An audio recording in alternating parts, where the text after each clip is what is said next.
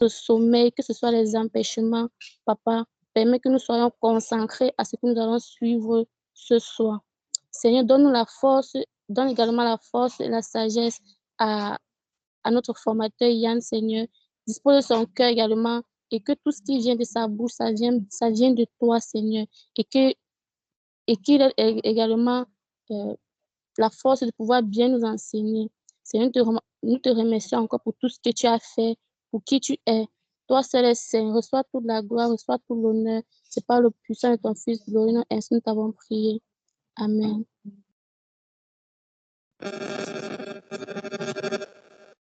Amen. Amen. Amen, amen. Merci, merveille, merci pour la prière. On va faire un bref rappel de ce qu'on a eu à faire la dernière fois. On peut me partager avec nous ce qu'on a fait la dernière fois.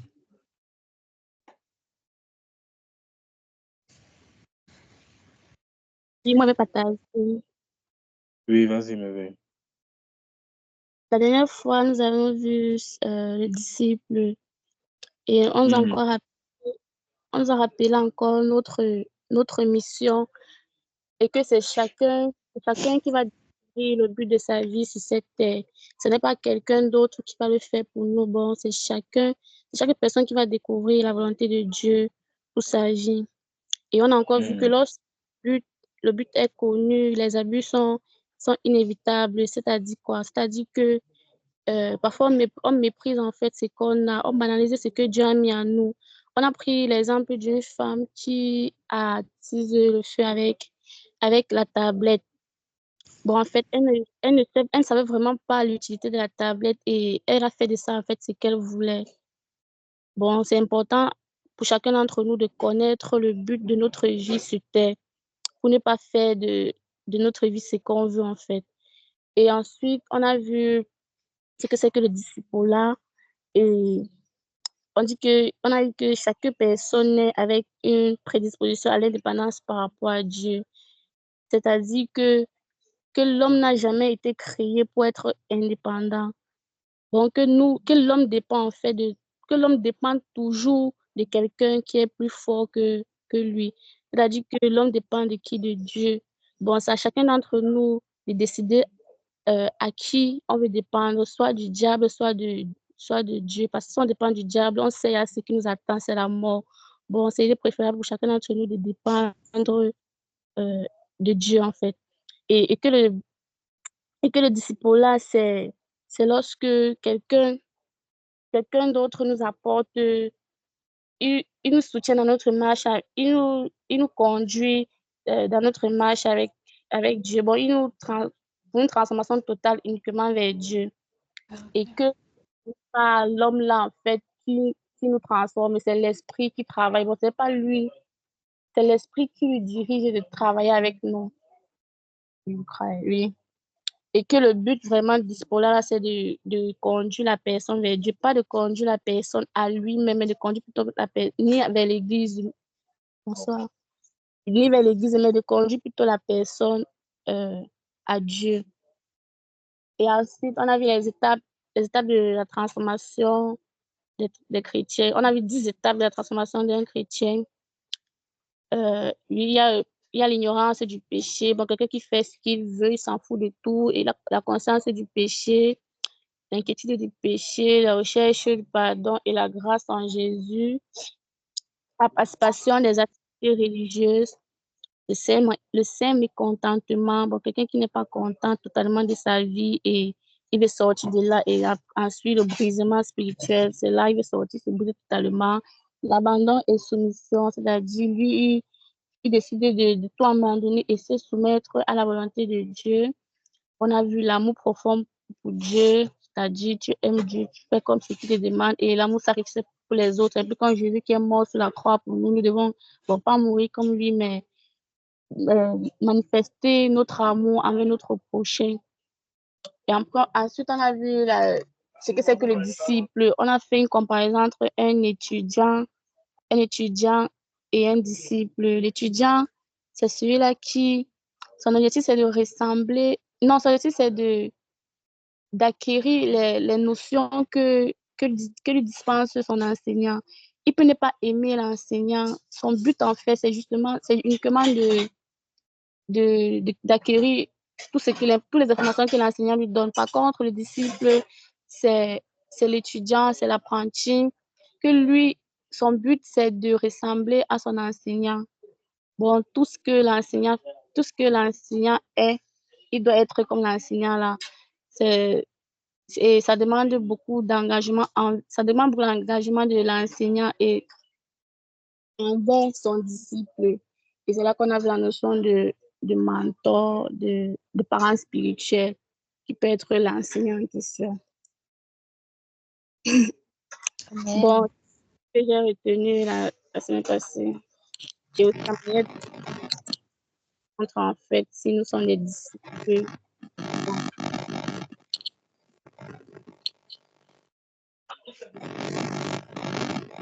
Amen.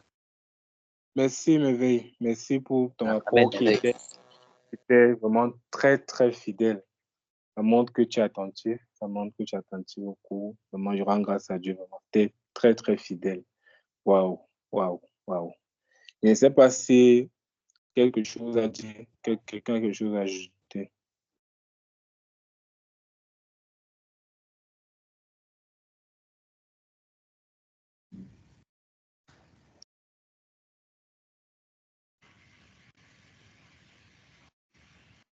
Est-ce que quelque chose, est-ce que quelqu'un a quelque chose à ajouter par rapport à ce que Merveille a dit? Quelque chose que tu as compris? Quelque chose qui t'a marqué lors de la séance passée?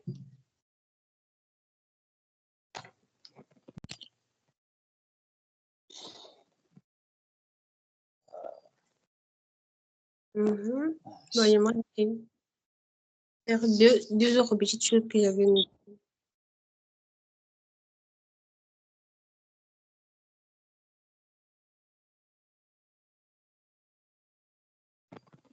Allô? On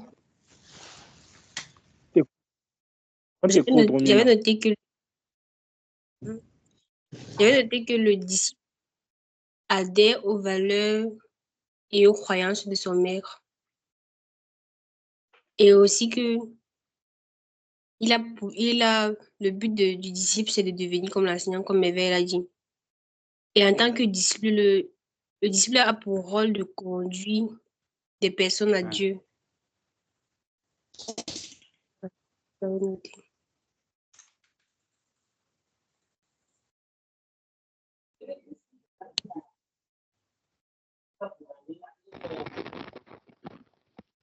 Et merci, Romina.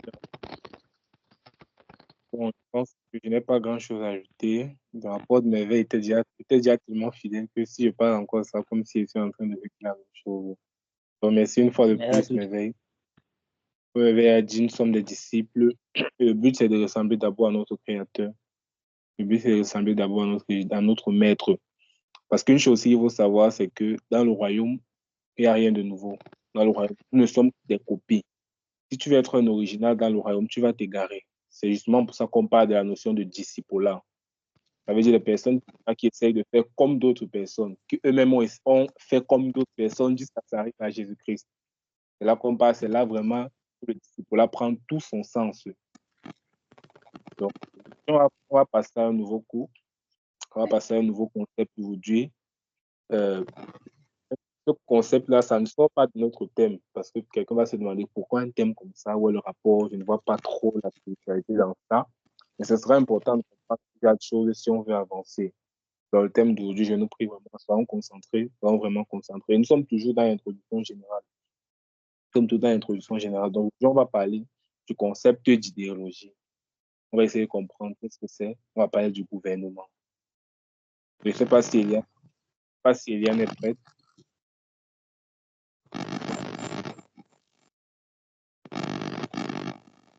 Excusez-moi, s'il vous plaît. J'ai un problème avec ma machine. Donc, Eliane va lancer l'enregistrement. Eliane va lancer l'appel d'écoute.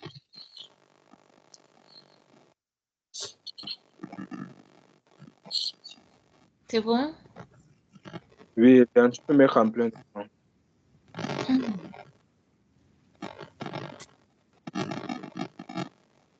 Oui, tu peux lancer. Bien.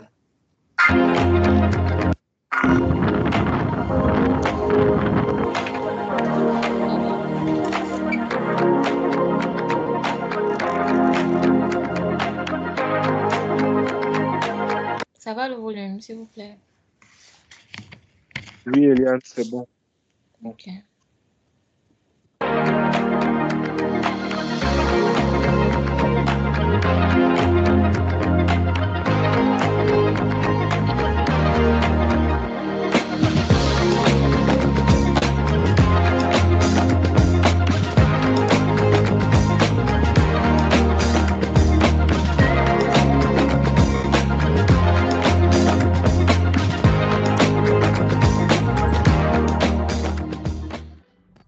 Nous sommes dans la continuité de notre cours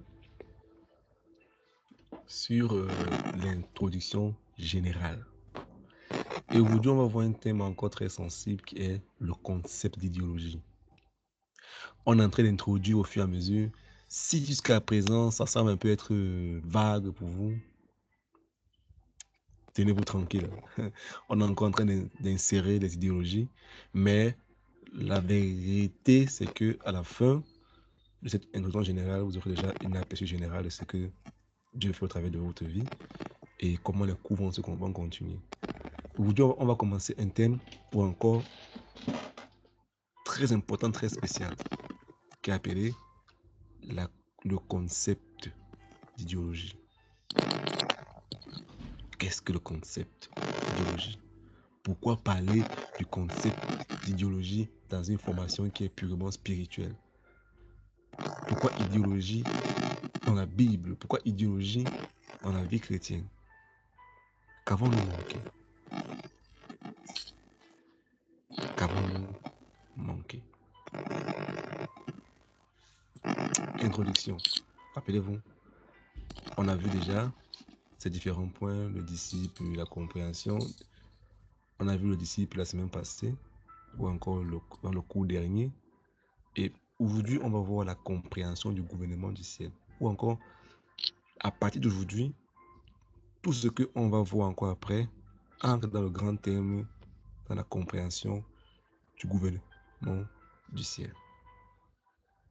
Donc, à partir d'aujourd'hui, ça ne sera pas forcément en ordre comme vous voyez là, mais tout ce qu'on va comprendre à partir des cours qui commenceront aujourd'hui vont résumer tout ce que on a déjà eu à voir. D'accord. Si on pose une question, comment vous sentez-vous lorsque quelque chose est dit que vous ne comprenez pas? C'est une question pour chacun d'entre nous. Si on te pose une question, comment te sens-tu lorsqu'on te pose une question que tu... Ou encore lorsqu'on te... quelque chose qui est dit que tu ne comprends pas, que vous ne comprenez pas, comment sentez-vous? C'est bizarre, n'est-ce pas? Tu n'arrives pas à voir une image, tu n'arrives pas à comprendre les choses. Pourquoi? Parce que comment fonctionne le cerveau humain? Comment fonctionne l'être humain? Comment fonctionne notre compréhension? On va comprendre aujourd'hui que la chose la plus importante sur la Terre, c'est quoi? C'est la compréhension. La compréhension est la chose la plus importante sur la Terre. Lorsqu'on te dit lion, on te dit cheval, on te dit maison, c'est parce que tu as une image de ça dans ton esprit que tu peux connaître. Tu peux avoir une image, tu peux te faire une référence de ce qu'on est en train de te dire. Déjà, ça tombe très bien. Pourquoi? Parce que on va se puiser des choses que nous connaissons déjà, que Dieu avait déjà préétabli pour qu'on puisse comprendre ces choses-là et de marcher dans sa volonté totale. Je bénis le Seigneur parce que Dieu ne fait rien pour rien. Et toi, mon frère, toi, ma soeur, tu es dans une génération maintenant que ce que Dieu fait de ta vie, quand tu as compris ce qu'on va dire pendant ce cours ou encore pendant cette formation, je te rassure que tu ne seras jamais la même personne autant que tu mets cela en pratique. Et je prie de tout mon cœur que tu sois compté parmi ceux-là qui vont mettre ça en pratique et que les générations, et que le monde entier célèbre Dieu pour leur vie. Donc, savez-vous que vous pouvez réellement contrôler que ce que vous comprenez le fonctionnement? Ça veut dire que je ne peux comprendre, je peux seulement contrôler quelque chose quand je connais comment ça fonctionne. Moi, je suis un ingénieur peut-être, disons un génie mécanique. Quand ta voiture est en panne, tu ne sais pas comment elle fonctionne. À l'auto-école, on t'a seulement appris à démarrer et à conduire la voiture, c'est tout, à la manipuler. Mais comment elle fonctionne, le mécanisme, tu ne connais pas, tu n'as rien à foutre avec. On t'a seulement appris à démarrer la voiture, la faire rouler, ça va où tu vas. Tu utilises la voiture, tu ne connais pas le processus. Donc quand la voiture est en panne, tu appelles un spécialiste, un confectionneur. Il connaît chaque pièce, il connaît toutes les parties de la voiture. Il sait pourquoi tel point a été mis à tel là-bas, pourquoi, et comment ça fonctionne. Il le sait très bien. Donc, si comme toi et moi, tu ne peux contrôler que ce que tu maîtrises. Maintenant, qu'est-ce que la Bible dit par rapport à ça? Je vais dire en anglais parce que en anglais, le sens est plus compréhensible. Wisdom is the principal thing. Therefore, get wisdom. And with all thy getting, get understanding. Si je dois traduire cela littéralement en français, ça veut dire le plus important, c'est la sagesse. Mais il faut d'abord acquérir la sagesse, puisque la sagesse, d'abord, c'est quoi? La crainte de Dieu est le commencement de la sagesse. C'est le fondement, donc, et la sagesse. Craindre Dieu, c'est bon. Maintenant, la Bible ajoute, with all thy getting, avec tout ce que tu possèdes, acquiert. Ici, le second dit l'intelligence. Mais en anglais, on dit understand, c'est-à-dire que la compréhension, comprends comment ça fonctionne. Et tout ce que tu as, va comprendre, va chercher la compréhension. Comment ça fonctionne. Quand tu as trouvé ça, tu es l'homme riche. Donc, la sagesse est la principale chose. Acquiert dans la sagesse. Avec tout ce que tu possèdes, acquiert l'intelligence ou encore la compréhension. Pourquoi c'est important? Pourquoi tout ce qu'on va faire va se baser sur ce point-ci? C'est-à-dire qu'il n'y a rien sur la terre plus important que la compréhension. Vous allez comprendre pourquoi ces déclarations sont faites et pourquoi c'est important pour Dieu que ces déclarations soient faites de cette manière-ci. Pourquoi? Parce que Dieu est la personne la plus incomprise dans tout l'univers. Dieu est la personne la plus incomprise. Ça veut dire que quand Dieu veut se manifester à nous les êtres humains, il se rabaisse à notre compréhension, à notre capacité à comprendre.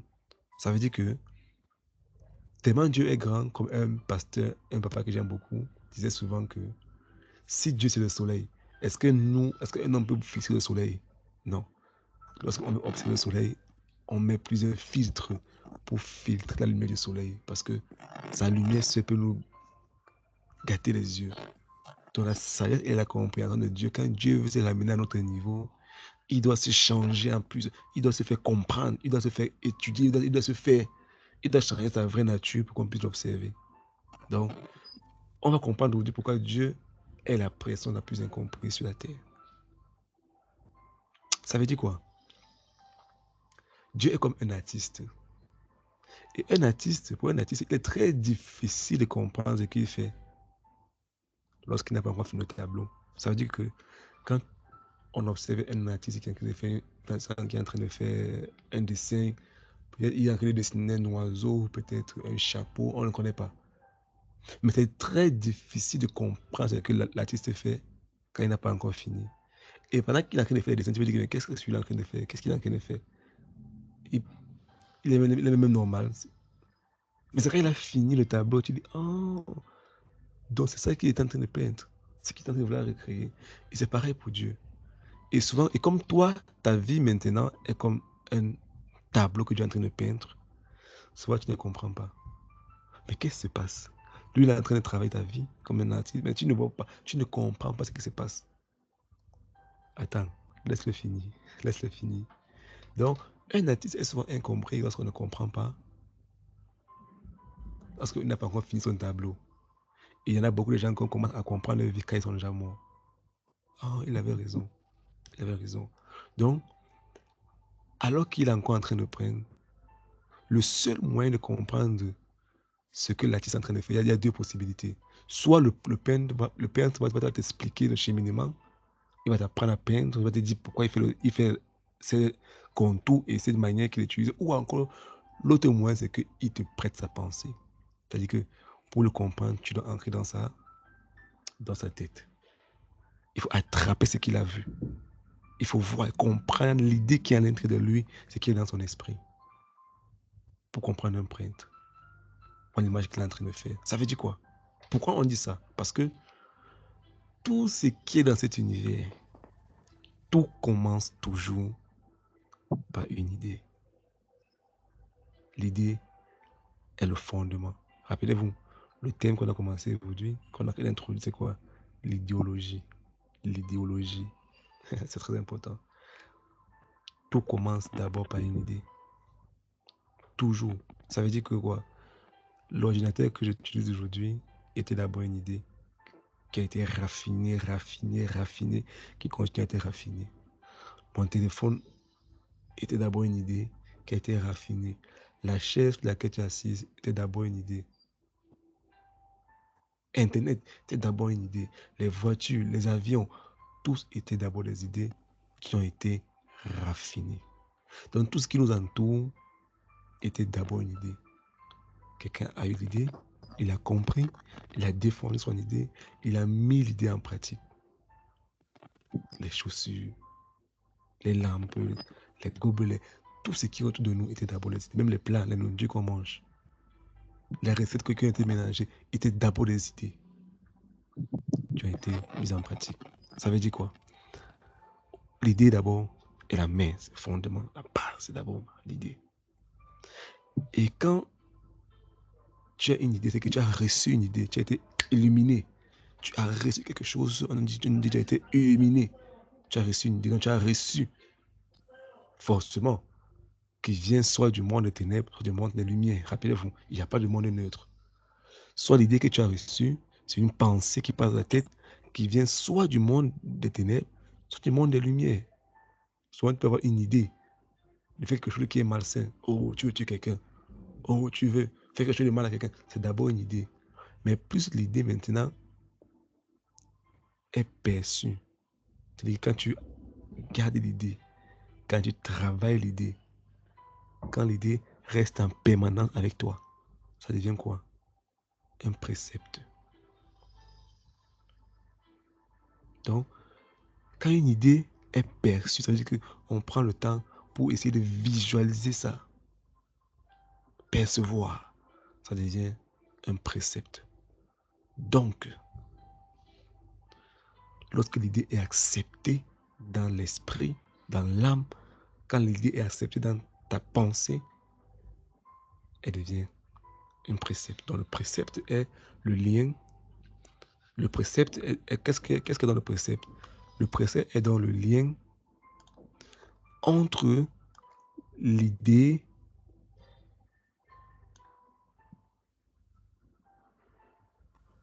et l'esprit. Dans ce cas, l'idée est reçue, qu'elle devient. Elle est reçue et puis maintenant, elle est acceptée. Elle devient maintenant un précepte. Donc, après le précepte maintenant, on a ce qu'on appelle un concept. Donc, après le précepte, elle devient un concept. Maintenant, qu'est-ce qu'un concept? C'est lorsqu'un précepte est maintenant conçu. Vous voyez le mot concept, concevoir, conçu. Ça veut dire quoi? Quand il y a maintenant conception, ça veut dire que l'étape de perception à l'étape de conception. Une femme, quand elle a conçu, c'est-à-dire qu'il y a déjà quelque chose à l'intérieur d'elle qui veut sortir. Ça veut dire qu'une femme peut avoir des rapports avec un homme chaque jour. C'est-à-dire, elle fait des rapports chaque jour. Il n'y a pas de problème dans sa vie. Sa vie est normale. Mais le moment où la sémence de l'homme rencontre le but de la femme, elle conçoit. Ça veut dire qu'elle est prête maintenant à faire sortir quelque chose de l'intérieur d'elle. Ça veut dire quoi? Quand l'idée reste dans l'esprit de l'homme, et puis est devenu un précepte d'abord. Maintenant, c'est quand le précepte là a trouvé un endroit favorable, a atteint un but.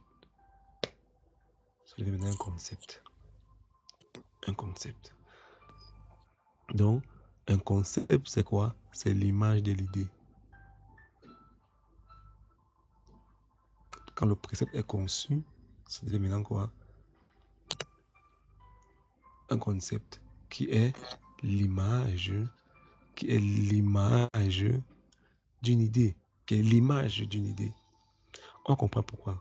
On comprend tout ça. Maintenant, le processus d'enfanter ou encore de faire sortir le concept, c'est un mot. Donc, lorsque le concept est communiqué, il devient maintenant des mots. Ça veut dire quoi? Le fait qu'on est assis ce soir, c'était d'abord une idée. Devenu un précepte. Après, on a créé un concept, comme travailler en ligne, tout ce qu'on fait. Et maintenant, on utilise les mots maintenant pour faire quoi? Pour faire sortir quoi? L'idée. Ça veut dire que le concept est maintenant transféré par des mots, expliqué, communiqué par ce qu'on appelle des mots. C'est-à-dire qu'un mot, en fait, un mot qu'on prononce est quoi? Est une idée ou une pensée qui s'expose. Ça veut dire que tant que je n'ai pas dit, je n'ai pas trouvé le mot exact pour le faire comprendre, mon idée n'a pas été bien conçue. Lorsque je vais trouver la bonne manière de m'exprimer, il y aurait un problème. Ça veut dire quoi? Un mot est dans un conteneur d'idées. Jusqu'à là, je sais que c'est clair. Idée, précepte, concept, et puis on a mot. Je comprends pourquoi il dit que Dieu est la personne la plus mal comprise. Rappelez-vous, tout à l'heure, j'ai parlé d'un. Il n'y a pas de le natis, n'est-ce pas? Natis, souvent, en fait, il fait un dessin parce qu'il a une idée. Et dans l'idée, maintenant, il veut faire un précepte, un concept, il veut faire passer une image, trouver un mot pour dire, pour expliquer, pour exprimer sa pensée. Et on a dit tantôt quoi que Dieu, toi, tu es quoi? Cette image que Dieu est en train de peindre. Maintenant, quand une noce n'est pas encore finie, tu ne peux pas comprendre ce qui se passe. Mais Dieu est en train de vouloir te faire t'exprimer et t'expliquer quelque chose que tu penses. Et pour cela, on va comprendre les prochaines slides. Ça veut dire quoi? Les mots sont les moyens de communiquer des idées. Là, on est clair que le mot est le moyen efficace de communiquer des idées. Et les mots sont les moyens de transmettre des idées d'une personne à une autre. Jusqu'à là, c'est clair. Parce que nos pensées ne s'envolent pas pour aider nous que penser quelqu'un d'autre. Non. La pensée ne voyage pas de mon esprit, de quelqu'un d'autre. Non. On transfère les pensées par quoi? Les paroles. Les idées qui d'une personne à une autre par quoi? Par les paroles. Les mots sont donc les moyens de transmettre des idées à la pensée de quelqu'un d'autre. C'est-à-dire que quoi? Pour que ma pensée passe dans ta pensée comme tu as en train d'écouter maintenant, j'utilise les mots pour te faire comprendre ça à quelqu'un. Jusqu'à là, on est clair. Donc, une communication efficace est dans l'accord sur la définition des mots à utiliser pour que la pensée soit pleinement comprise afin que l'idée soit bien reçue. Ça veut dire quoi? Si Dieu veut me dire quelque chose, il va se rassurer pour qu'il y ait une communication entre Dieu et moi. N'oubliez jamais ce qu'on est en train de faire. Ça, c'est des fondamentaux. C'est la vie chrétienne. Quand tu as compris ça, tu marches avec ça chaque jour. Tu es un chrétien victorieux. Donc, une communication efficace est dans l'accord sur la définition des mots à utiliser pour que la pensée soit pleinement comprise afin que l'idée soit bien reçue. Pourquoi? Car les idées que nous exprimons par des mots préviennent d'abord de notre culture. Et les mots peuvent avoir des significations différentes dans différentes cultures. Ça veut dire quoi? Ça veut dire quoi? Donc, nous exprimons nos pensées par des mots. Et c'est clair qu'un mot dans une culture peut être différent d'un mot dans une autre culture. Ça veut dire que il y a des mots que dans les cultures, ça inspire la terreur. Il y a des mots que dans les cultures, ça exprime la force ou encore le courage. Donc, ça veut dire quoi? Pendant qu'il y a une communication entre deux personnes, Pour que la communication soit efficace, il faut utiliser des mots qui sont bien compris sur les deux personnes. Sur la culture. Ça veut dire qu'on rappelez-vous maintenant le mot qu'on utilise, le mot qui est sélectionné, ou encore les paroles. Le mot peut-être dit comme parole. Le mot qui est utilisé, qui est sélectionné, rappelez-vous, vient d'un concept. Et le concept vient d'un précepte. Et le précepte vient d'une idée.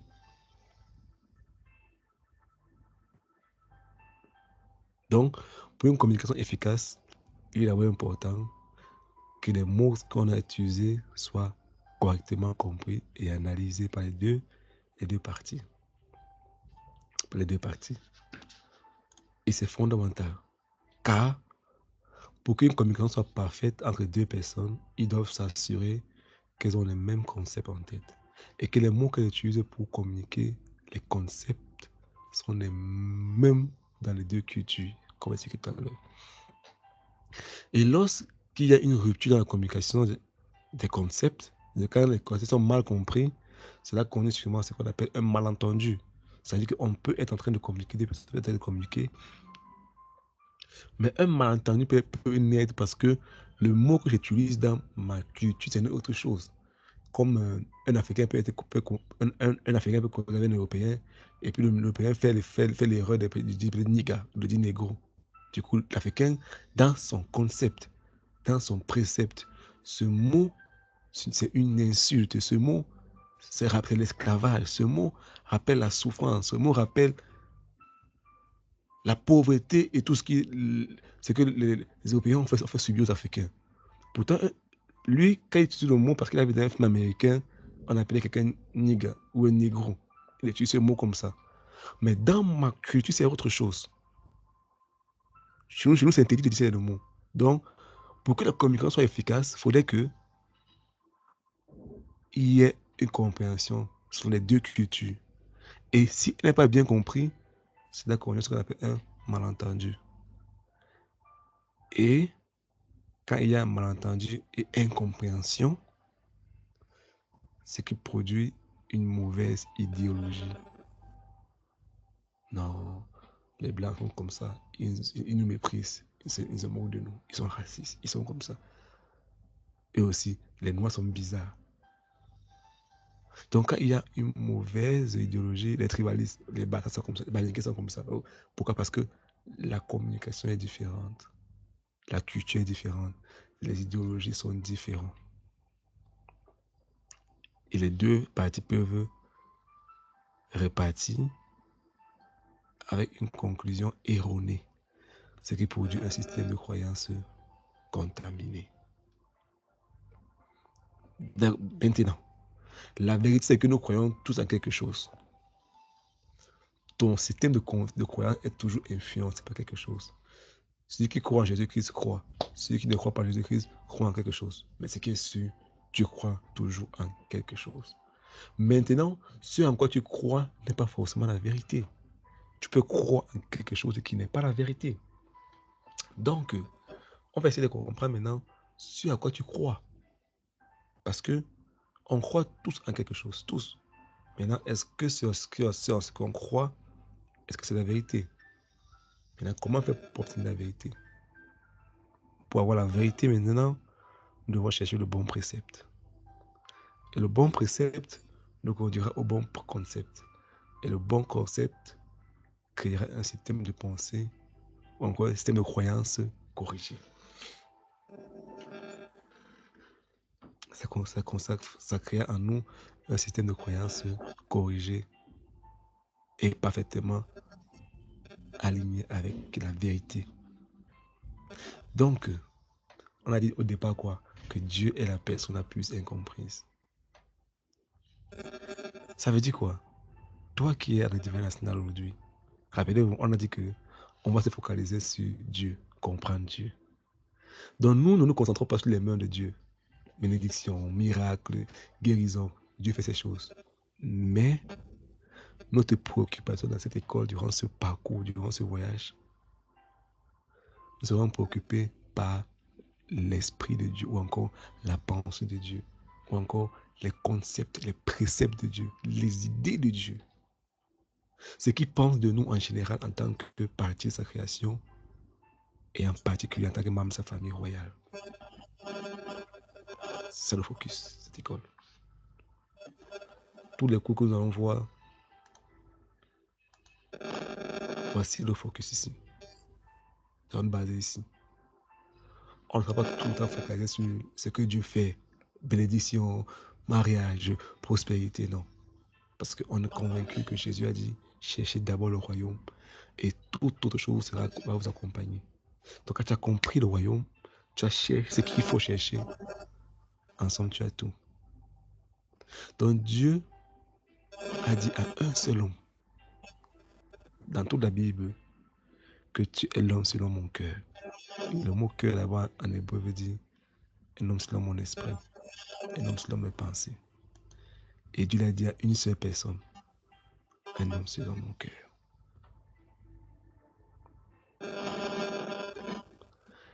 Et quand Dieu dit que tu es un homme selon mon cœur, un homme qui ne cherche pas mes mains, je ne sais pas ce que je fais, je ne cherche pas la bénédiction, la protection, non. Un homme qui cherche la pensée de Dieu, qui va à l'original de Dieu. Mais David, pourquoi Dieu a dit ça seulement à toi seul? Et quand on lit la Bible, on va dans le psaume 129. Dans le psaume 129, le psaume le plus long de la Bible, David le répète plus de 18 fois. Seigneur, enseigne-moi tes préceptes. Il n'a pas dit Seigneur, bénis-moi. Non, David soupire à Dieu, Seigneur, enseigne-moi tes préceptes. Alors, je ferai mon chemin sur la terre avec justice et j'aurai du succès.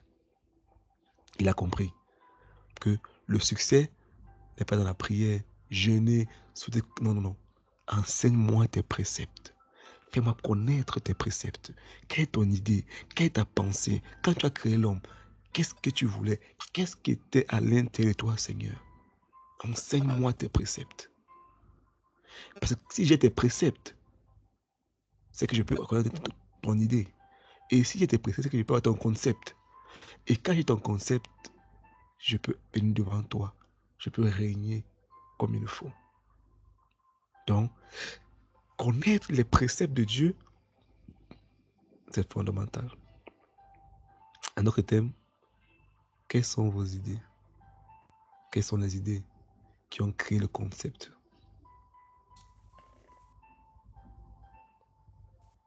Quelles sont les idées qui gouvernent ton système de pensée, qui créent tes concepts, que tu dois appliquer?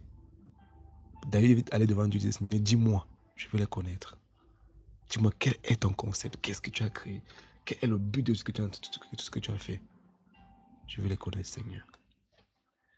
Et Jean 1, verset 1, la Bible dit au commencement était la parole. Rappelez-vous, la parole est l'expression d'une pensée, d'une idée. Au commencement était la parole. La parole était avec Dieu. La parole était Dieu.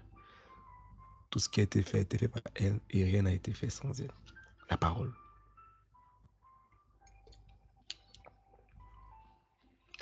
Donc, la parole s'est fait chair. Et quand Jean veut expliquer Jésus, il parle de la parole. Donc Jésus est donc quoi? L'expression parfaite de la pensée, encore de l'Esprit de Dieu. Donc si nous voulons savoir ce que Dieu pense, quelles sont les idées de Dieu, si nous voulons écouter Dieu en permanence, écoutons Jésus. Si tu veux voir ce que Dieu veut faire, exemple que le Seigneur a dit à Philippe, mais Philippe, si tu me vois, c'est que tu as vu mon Père. Parce que je suis l'expression purement de sa pensée. Tout ce qu'il veut, il met sur moi. Le Fils ne fait rien de lui-même. Tout ce qu'il fait, c'est ce qu'il a vu le Père faire. Il l'a fait sur la terre. Donc, connaître les pensées de Dieu, savoir ce que Dieu pense, comprendre ce que Dieu veut. Regardez à Jésus. Regardons à Jésus. Et qu'est-ce que Jésus a dit? Quel était son premier mot en public? Vous allez voir, c'est cela depuis Matthieu 3, verset 2. Son premier mot qu'il a dit en public, c'était quoi? Répentez-vous. Quand Jésus a fait les 40 jours de jeûne de prière, Il est descendu de la montagne. Son premier mot, c'était quoi? Repentez-vous. Et le mot repentir ici ne veut pas dire que c'est confesser. Non. Ça vient du mot grec métanoïa qui signifie changer votre façon de penser. Je dis quoi? Que la manière dont vous pensez, vos idéologies, les mots que vous utilisez, votre concept, vos préceptes sont erronés. C'est faux. Tout ce que vous, de manière de faire là, c'est zéro. Changez votre manière de penser. C'est ça la repentance. Si vous allez à gauche, allez maintenant à droite. Pourquoi? Parce que le péché que tu commets, les fautes que tu commets, c'est parce que ton idéologie n'est pas bonne. Ton concept, tes préceptes sont erronés. Et ça pose les mots et les actions qui se suivent après. Donc, quand il descend de la montagne, il dit d'abord quoi? Repentez-vous. Pourquoi? Parce que le royaume des cieux est proche. Il est là. Pourquoi? Parce que le royaume des cieux est arrivé. Le royaume des cieux est arrivé. Un nouveau mot. Royaume des cieux. Pourquoi royaume des cieux? Pourquoi royaume des cieux? Jésus dit, repentez-vous parce que le royaume est là. Donc, le seul moyen de comprendre le royaume de Dieu, c'est passer par la repentance. Et passer par la repentance, c'est faire quoi? Changer son mindset, comme on dit en anglais, système de pensée, qui est fondamental, qui est capital, qui est très important. Le gouvernement. Et le royaume, notre plus grand problème. L'Église aujourd'hui souffre. Les plus grands challenges que nous traversons aujourd'hui, c'est à ce point. On ne comprend pas le gouvernement, on ne comprend pas le royaume. Donc, quelle est l'idée originale de Dieu alors maintenant? C'est quoi le grand problème que nous rencontrons aujourd'hui, chrétiens? Quel est le challenge que l'Église rencontre aujourd'hui? Quelle est la plus grande difficulté que nous traversons aujourd'hui? C'est que la Bible est le livre qui parle d'un roi, d'un royaume, d'une famille royale. Un royaume qui était perdu sur cette terre et un royaume qui était reconquis et qui doit être reconquis. C'est ça l'histoire de la Bible. C'est l'idée originale. Dieu dans la Bible ne s'est jamais qualifié que le président ou le maire. Et c'est ça notre challenge aujourd'hui. Notre environnement dans lequel nous on a grandi. On voit les présidents qu'on vote, on voit les maires, on voit tout qui vient par des hommes. Mais nulle part dans la Bible n'appelait Dieu que le roi. La Bible dit, porte, ouvrez vos linteaux et laissez entrer le roi de gloire. Mais qui est ce roi de gloire? L'Éternel fort et puissant. Il est roi. Il a toujours été le roi. Jésus est le roi. Le roi, le roi, le roi. Il est un roi. Mais dans notre culture, aujourd'hui, il n'y a plus de roi. C'est le grand problème aujourd'hui. Pourquoi? Parce qu'on lit la Bible qui parle d'un roi, d'un royaume, et nous, on vit dans le gouvernement, dans les États où on voit des présidents. Comment comprendre le concept, la culture du royaume dans un environnement où il n'y a rien qui ressemble au royaume autour de nous? Rien qui a trait du royaume autour de nous. Comment?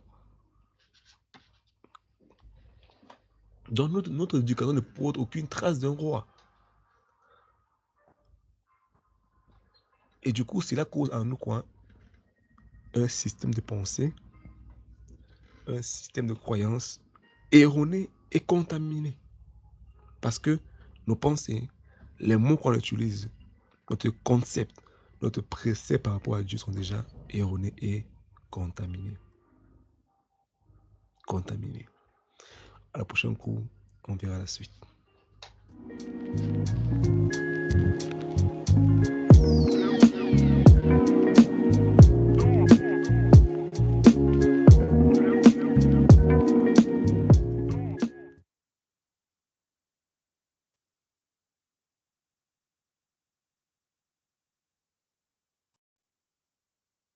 Amen.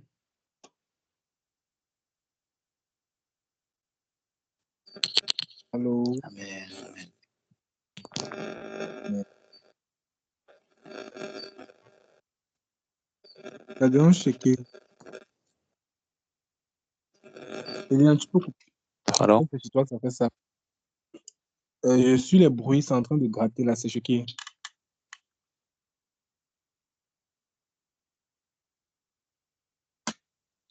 On m'écoute encore. Oui, on t'écoute. Oui, Oui. Ah, d'accord, oui, le cours de ce soir est fini. Et on rend grâce à Dieu. Comme je disais au départ, nous sommes toujours dans le grand concept, ou encore dans l'introduction générale. Et aujourd'hui, on a parlé du concept d'idéologie. On a vu c'est quoi une idée. Lorsqu'on parle d'une idée, on doit comprendre. Lorsqu'on parle d'artiste, c'est quoi un artiste? Ou le rapport entre Dieu et un artiste. Pourquoi on quitte de Dieu? Pourquoi on quitte d'artiste et après on parle de Dieu? Parce qu'ils font les choses de manière similaire. Quelqu'un disait que Dieu est un architecte. Même Salomon a dit ça dans la Bible. Si le Seigneur ne bâtit, alors les bâtisseurs bâtissent en vain. Parce qu'il a compris, il avait compris en fait. Et au début, on nous demande que comment vous sentez-vous lorsque quelque chose est dit et que vous ne comprenez pas. Comment vous sentez-vous lorsque quelque chose est dit et que vous ne comprenez pas. Est-ce que c'est déjà arrivé à quelqu'un ici là? On dit quelque chose et tu ne comprends pas. Comment est-ce que tu te sens? Comment est-ce que tu réagis lorsqu'on dit un truc que tu n'as pas compris?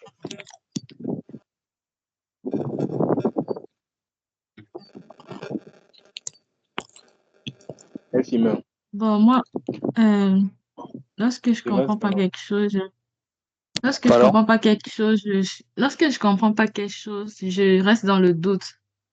Je me pose beaucoup de questions, je ne sais pas. Oui. Oui, Chloé dit que lorsqu'elle ne comprend pas quelque chose, elle se pose beaucoup de questions. Et toi, Philomène, lorsque tu ne comprends pas, tu fais comment? Lorsqu'on dit quelque chose que tu ne comprends pas, quelle est ta réaction?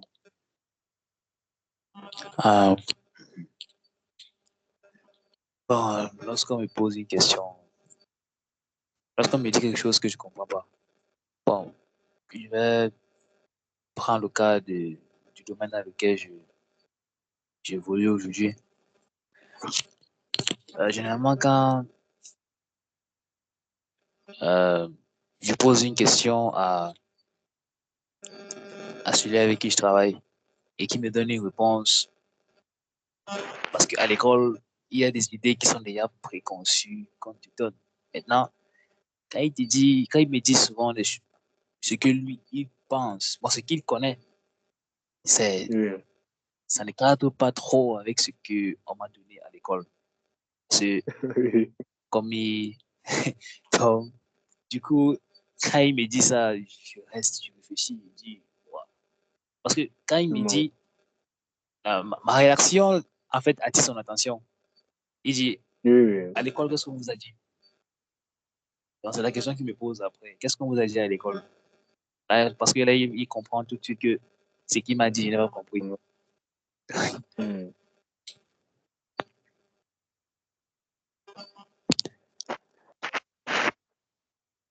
Donc, pour ça, généralement, je réfléchis. Je me pose vraiment la question. Je réfléchis à l'instant. Je cherche à comprendre parce que je ne veux pas passer sur une question aussi importante, sur un sujet important. Ou dire non, je mets à côté, je vais peut-être poser encore ça après. Sur le moment, il faut que je comprenne pourquoi est-ce que ce que je suis en train de faire. Parce que si tu ne comprends pas ce que tu fais, plus tard, tu diras, lorsqu'on va te poser la question, pourquoi tu fais telle chose, tu ne sauras pas répondre. Donc, c'est un peu ça. Justement, merci, Philomène. Et toi, Merveille, tu fais comment lorsqu'on te dit quelque chose et que tu ne comprends pas? Quelle est ta réaction? Moi, je retourne encore la question à la personne. Je cherche à comprendre, en fait. Tu poses la question à la personne. Oui, qui m'explique plus clairement, de telle façon qu'elle va comprendre. Et si tu expliques, tu ne comprends pas tout, tu vas faire comment? Bah, si m'explique, je ne comprends pas toujours. Ça va me mettre dans un état où je serais vraiment toujours en train de réfléchir que, mais qu'est-ce qu'il veut par là dire? Qu'est-ce qu'il veut par là dire? Je sais pas. Voilà. Donc, on voit en fait, on a tous les mêmes. Oui, vas-y, Merveille, vas-y, désolé de t'avoir coupé. Non, non, j'ai fini. Je disais juste que c'est juste en train de réfléchir vraiment le sens de ce qu'il me disait, dans le cas où il ne répond pas toujours clairement. Quand j'écoute nos réponses, je me rends compte, on a tous une même façon en fait de réagir lorsqu'on ne connaît pas. On veut toujours demander, on est toujours en train de s'interroger, mais pourquoi ça, pourquoi ça, pourquoi ça? On est surpris même. Parce que personne n'aime rester dans l'incompréhension. Encore personne n'aime rester dans l'ignorance. Ça, c'est une chose qui est vraie. Lorsque tu vois quelque chose, tu dois pouvoir comprendre. Tu dois au moins pouvoir avoir une idée de la chose. C'est pour ça qu'au début du cours, on a dit qu'il n'y a rien de plus important que la compréhension. Il n'y a rien de plus important que la compréhension. Et ça que Salomon dit dans Proverbe 4, verset 17, il dit, pour devenir sage, il dit, commence par acquérir la sagesse. Donne tout ce que tu possèdes pour acquérir l'intelligence. Parce que Salomon dit, il n'y a rien de plus important que ça. Il dit, vends tout ce que tu possèdes. Tout ce que tu possèdes. L'homme le plus sage du monde, à part en dehors de Jésus, bien sûr, de son temps, il n'y a eu personne de plus grand que Salomon.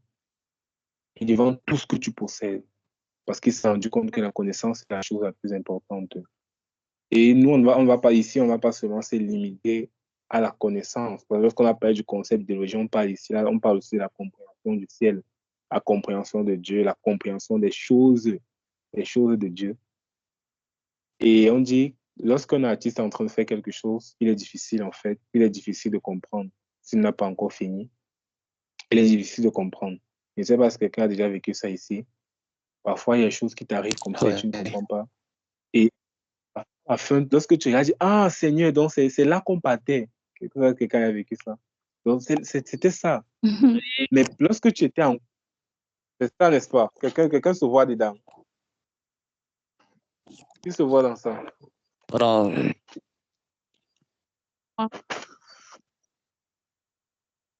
Tu te vois dans ça, Chloé?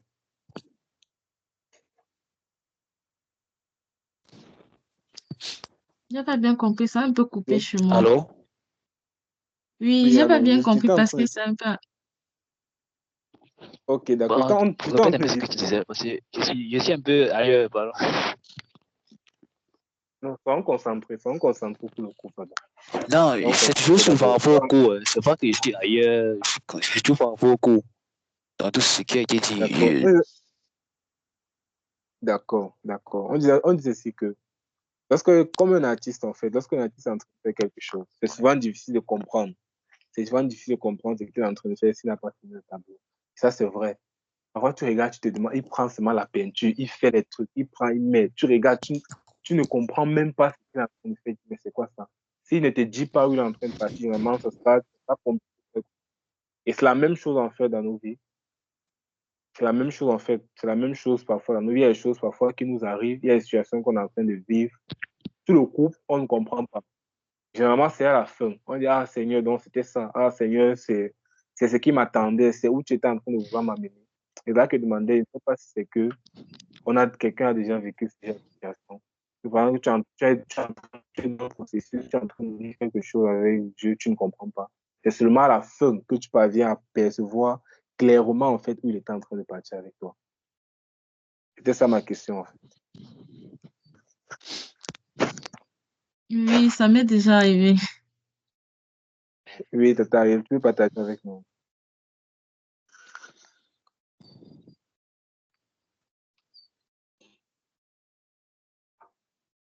C'est pas Tata qui parlait. C'est Chloé qui parlait. Vas-y, Chloé, tu peux partager avec nous. Bon, je sais pas comment expliquer ça, mais ça m'est déjà arrivé. C'était pendant que je cherchais en fait le travail pendant les grandes vacances. Bon, je savais pas. Donc, j'ai postulé partout, mais personne, on me disait toujours que c'était occupé et tout. Donc, il n'y avait plus de place, mais si c'est que ça va se libérer, ils vont me prendre. Mais jusque-là, j'ai passé presque un mois, j'ai pas eu de réponse. J'étais déjà désespérée, donc j'avais déjà perdu espoir et tout. Mais après, subitement, un jour comme ça, un numéro inconnu m'a appelé. D'habitude, quand les numéros inconnus m'appellent, souvent je prends, souvent je ne prends pas. Mais cette fois-ci, j'ai dit que peut-être je peux prendre comme ça. C'est quelqu'un peut-être qui s'est trompé de numéro. Je peux lui dire qu'il s'est trompé également. C'est là que c'était un employé qui m'a appelé pour dire que, en fait, il a vu mon dossier, mon CV et tout. Donc, c'était en fait que lui, il avait déposé la pile de CV de côté, mais c'est tout à coup, il est venu le matin dans son bureau, il a vu ça sur son. Donc, c'était au-dessus de son dossier qu'il devait travailler avec. Il a regardé, il a jeté un coup d'œil. Il a dit que pourquoi pas en prendre celle-ci pour venir faire peut-être un stage pour commencer. C'est là que j'ai été carrément surprise. Comment mon CV s'est retrouvé sur son bureau, sur la pile, donc sur son dossier. Donc, je ne comprenais pas en fait ce qui s'est passé. J'avais déjà perdu espoir, mais c'était quand même une bonne nouvelle, mais j'étais vraiment étonnée parce que il y avait beaucoup de CV, mais mon CV s'est retrouvé sur son dossier, sur son bureau. Donc, c'est un peu en fait ce qui m'est arrivé. Et quand j'ai appris ça, j'ai vraiment rendu grâce à Dieu parce que c'est seulement lui qui pouvait faire ce genre de choses parce que je vois pas d'autres personnes. Wow, super, super. Merci pour témoigner. Parce que là, tu ne comprends pas, mais Seigneur, pourquoi? Pourtant, il est en train de te préparer quelque chose. C'est souvent à la fin, lorsqu'on essaye de regarder, on essaye de voir tout ce qui s'est passé, on se rend compte que, comme l'avait dit, toutes choses concourent au bien de ceux qui croient. Donc, dans notre vie, en fait, puisque Dieu est l'artiste, c'est lui l'artiste de notre vie. C'est lui le peintre de notre vie. On a utilisé ici artiste ou encore peintre pour qu'on essaye de mieux comprendre. Parce que généralement, pour illustrer les vérités spirituelles, parfois, il faut prendre les choses physiques. Il faut prendre les noms qu'on connaît, les choses qu'on vit chaque jour. Avec ça, généralement, c'est plus facile. On dit artiste et peinture. C'est ce pouvoir. Dieu est l'artiste et ma vie, il est en train de peindre. Et il est en train de m'amener quelque part. Et qu'on a dit parfois, pour comprendre un artiste, il faut que l'artiste nous prête sa pensée, il faut que l'artiste nous montre, en fait, nous dise où il est en train de partir avec, oui, ce qu'il est en train de faire. Il faudrait qu'au début, il dise que bon, en réalité, si tu vois, il est en train de peindre comme ça, c'est un cheval que je suis en train de faire. Là, quand il est en train de faire, c'est facile, n'est-ce pas? Quand il t'a déjà dit, même s'il est en train de faire, tu ne comprends pas. Tu sais quand même que dans tous les cas, il va arriver au cheval. Mais quand il t'a pas, lorsqu'il ne t'a pas encore dit, même s'il fait quoi, tu regardes seulement, mais c'est bizarre. Ou encore une autre manière, il faudrait qu'il te communique son esprit encore, c'est qu'il a en lui là, c'est qu'il te donne. Sinon, tu ne peux pas comprendre. Sinon, tu ne peux pas comprendre ce qu'il est en train de faire. Et dans le processus de création, on a dit la première chose, c'est l'idée. Commence d'abord par l'idée. S'il n'y a pas, il n'y a rien. Et tout ce qui nous entoure, il n'y a rien qui existe dans ce monde qui est parti d'abord d'une idée. Il n'y a rien qui est parti dans ce monde qui commence par l'idée, on parle d'idée ou encore de la pensée. C'est d'abord quelque chose qui est d'abord dans ma pensée, que j'ai reçu. On voit lorsque Dieu veut créer l'homme, il dit créons l'homme. Ça veut dire d'abord en lui. Il dit créons l'homme à notre image, selon notre ressemblance. Donc même Dieu, en fait, avant de faire quelque chose, voilà, il veut dire avant de commencer, il a déjà fini maintenant à Dieu. Mais avant de faire quelque chose lui-même, d'abord, il faut d'abord pas d'abord d'une, donc pas d'abord de quelque chose. C'est la première des choses, il faut d'abord recevoir l'idée. Il faut d'abord recevoir. Et lorsque maintenant l'idée là, tu as accepté l'idée, tu veux développer l'idée, tu veux mûrir l'idée, on dit que ça devient un précepte. Quelque chose que tu as pris le temps d'analyser, quelque chose que tu as pris le temps de regarder la faisabilité. Est-ce que je peux avancer? Est-ce que je peux? Et une fois que c'est un précepte, ça doit maintenant sortir. Parce que si l'idée reste seulement en toi, en tant qu'idée, ça va mourir. Si Dieu disait seulement, créons-le à notre image, dans notre ressemblance, après ça, c'est que maintenant nous ne sommes pas sur la terre, c'est que maintenant nous ne sommes pas ici. Donc lorsqu'on a une idée, on développe l'idée, on voit où on est en train de partir, on mûrit l'idée. On mûrit l'idée jusqu'à le concept. Ici, là, on parle de la conception, on parle de concevoir la chose. Il n'y a pas de conception sans idée. La conception, ce n'est qu'une projection, en fait. Ce n'est qu'une image de l'idée que tu as déjà reçue. C'est ça, n'est-ce pas? Et après, on dit que lorsque le concept est communiqué, encore lorsque les concepts sont communiqués, deviennent des mots. Ma pensée, lorsque j'expose ma pensée, la manière d'exposer ma pensée, ce n'est pas un ensemble de mots. Donc, les mots sont un moyen de communiquer des idées. Si c'est que, même si tu as la plus grande idée du monde, même si tu as les plus grandes idées du monde, si tu ne parviens pas à exprimer ça, si tu ne parviens pas à parler de manière claire, les gens ne vont jamais comprendre ce qui est en toi. Je ne sais pas si ça y est arrivé, c'est que tu penses à faire quelque chose, dans ta tête, c'est bien. Mais parce que tu ne parviens pas à exprimer, tu ne parviens pas à dire aux gens qui sont autour de toi qu'en fait, voilà ce que je pense, voilà où on va arriver, voilà. On te regarde souvent comme un fou. Vous avez parlé au pourquoi on dit qu'il y a beaucoup de personnes qui, quand ils meurent, qu'on les comprenne. Donc, seulement après ta mort, qu'on reste comme ça, on regarde tout ce que tu es. Ah, donc c'était ça. Parce qu'on ne t'a pas compris. Parce qu'on ne t'a pas compris. On a dit que Dieu, c'est la personne la plus incomprise sur la terre. Dieu, c'est la personne la plus incomprise sur la terre. Pourquoi est-ce la personne la plus incomprise? Pourquoi Dieu est la personne la plus incomprise dans le monde? Pourquoi est-ce qu'il est la personne la plus incomprise? Tu penses c'est pourquoi?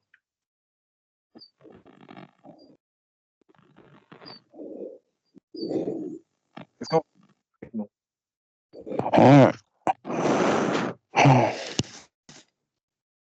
Bon, pour moi, désolé, pour moi, bon, selon moi, Dieu est la personne la plus incomprise sur la terre. Déjà, pourquoi? Parce que ses idées ne sont pas les idées des hommes.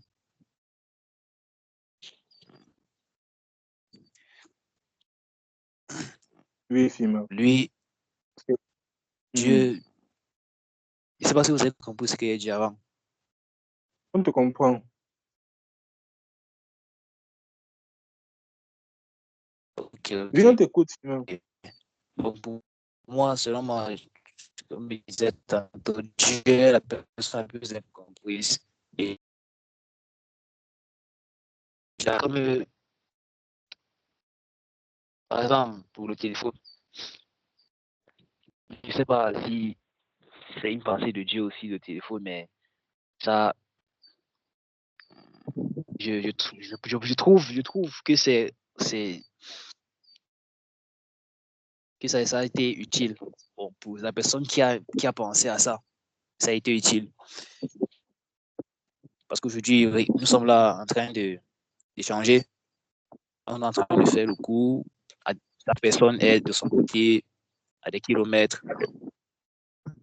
Donc, Dieu, en créant l'homme, je crois pour moi qu'il avait déjà tout prévu. Il avait déjà tout prévu cela. Il avait déjà tout prévu.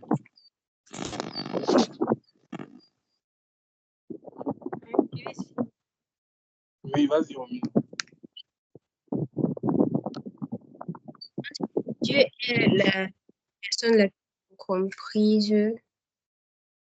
Aussi parce que lorsque Dieu, oui quoi, les plans de Dieu, il ne les dévoile pas directement aux hommes.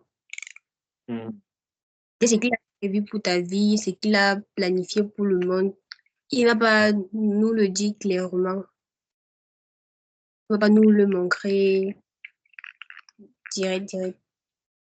Et comme tu ne sais pas comme tu ne comprends pas ce qu'il est en train de faire, comme tu ne vois pas où il t'amène, tu peux ne pas le comprendre. C'est un peu ça. Merci, Romina. Merci, Fima, Romina. Je ne sais pas si les autres ont quelque chose à ajouter. Pourquoi est-ce que Dieu est la personne la plus incomprise sur la terre? Est-ce que Merveille et Eliane sont encore là? Je peux partager quelque chose là. Oui, vas-y, Fima. Oui, t'arrives, vas-y.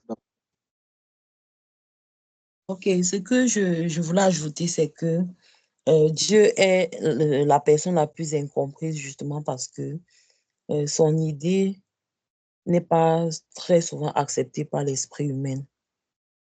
Et comme nous venons de voir dans le cours, c'est lorsque justement l'idée est acceptée par l'esprit que ça devient un précepte. Et en tant qu'être humain, c'est très difficile pour nous d'accepter l'idée de Dieu, de concevoir, de recevoir cela, en fait.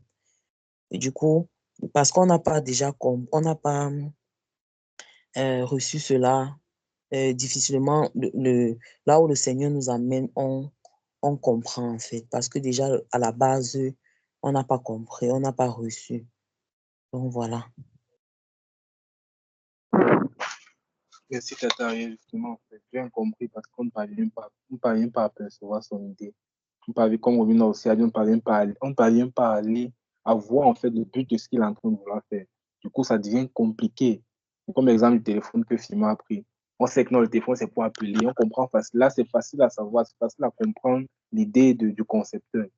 Mais lorsque c'est Dieu, parce que généralement, on ne comprend pas où il est en train de partir. Notre esprit ne parvient pas à assimiler la chose. On commence à dire le Père là est bizarre. Je ne comprends pas. Je ne comprends pas pourquoi il fait ça. Je ne comprends pas pourquoi il laisse ça arriver. Je ne comprends pas. Je ne comprends pas. Et durant le cours, en fait, on va expliquer. On va expliquer. On m'a dit, bon, on va arriver sur ça. Vas-y, Fima. Tu voulais dire quelque chose avant.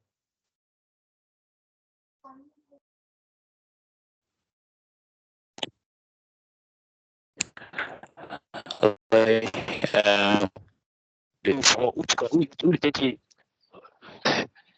Bon, avant de venir ici, je me suis déplacé avec un ami de mon frère pour travailler.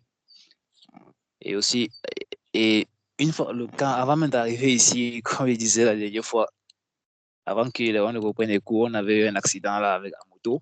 C'est vrai, par grâce de Dieu, il n'y a pas eu de blessés. Mais durant le temps qu'on était ici, pour commencer le travail, c'est vrai que c'est très éloigné. Quand on commençait à travailler, bon, moi, j'ai eu l'habitude, hein, j'ai conçu un peu l'habitude je suis en train d'apprendre le travail. Et quand je me retrouve en face, et quand je me retrouve avec quelqu'un qui a des années d'expérience par rapport à moi, je préfère être celui-là qui apprend. Je préfère être cette personne qui est en train d'apprendre.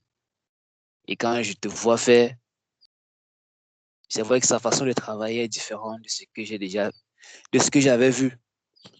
Et un beau jour comme ça, il dit, on était en train de changer, il me dit tout ce que Dieu fait, tout ce qui nous arrive, voilà, tout ce qui nous arrive avait déjà été, donc ça avait déjà existé. Si aujourd'hui on se retrouve ici dans ce village, c'est parce que ça avait été déjà prévu par Dieu. Après, bon, un jour, bon, c'est vrai que pour moi, c'était pas la première fois qu'il me retrouvait. Il était déjà, on peut dire, un habitué à l'endroit. C'est parce que déjà, pour la vie ici, c'est vraiment compliqué. Et lorsqu'on devait commencer le travail, parce qu'on avait fait déjà un travail avant qu'il ne parte, on devait évacuer 8 blocs de toilettes. 8 blocs de toilettes.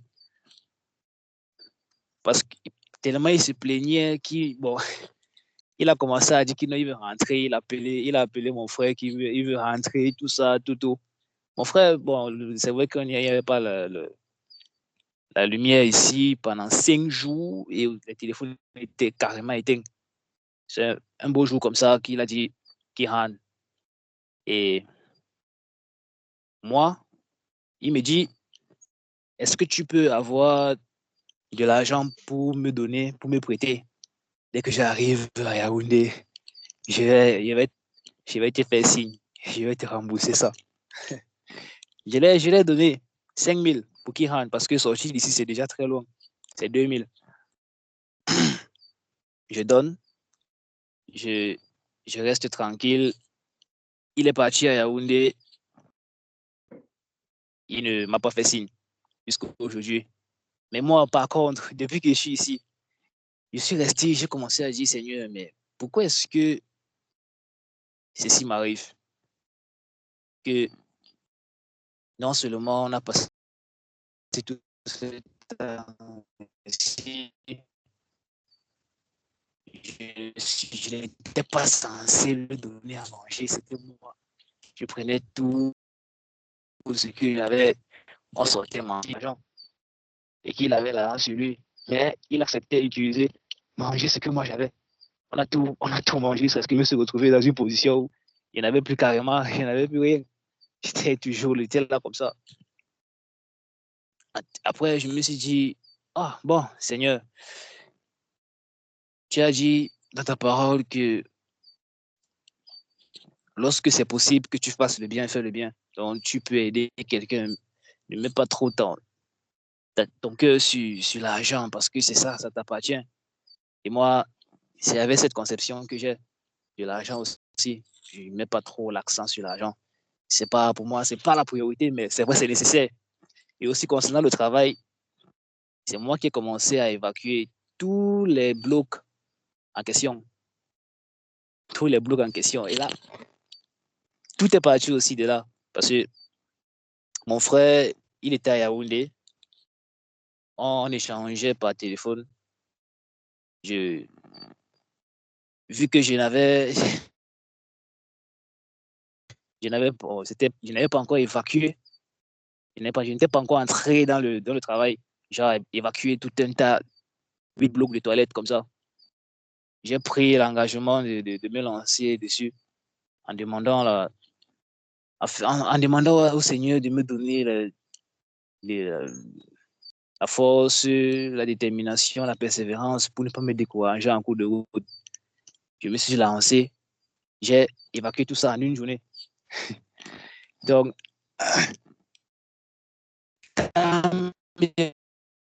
même que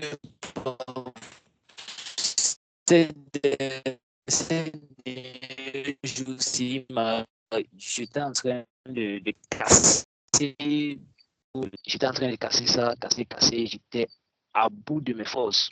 Vraiment, à bout. Je me couche. Allô? Le réseau dérange. Ça, je ne sais pas si c'est moi, ça gratte beaucoup. Vous suivez? Oui, c'est sûr, mais pas très bien. C'est vrai que le réseau ici, c'est un peu compliqué. Donc, la lumière est revenue. Donc, je suis un peu dans la cour, en train de marcher partout là. En fait, ce que j'aimerais, c'est qu'on est pour le moment d'abord, on essaye de rester dans le cours, en fait. J'aimerais d'abord comprendre, en fait, si c'est que tu peux arriver, qu'est-ce que tu veux nous faire comprendre de ça par rapport au fait que Dieu reste incompris, s'il te plaît. Pourquoi on reste d'abord dans le cours? Pour ça, il reste incompris dans ce sens quoi. Parce que un jour, j'étais là dans ma chambre, je pas fait. Pourquoi? Parce que durant ma formation, vu tous les efforts que j'avais fournis pour pouvoir payer, pour pouvoir aider mes parents à payer ma scolarité, parce que j'avais décidé de faire la plomberie.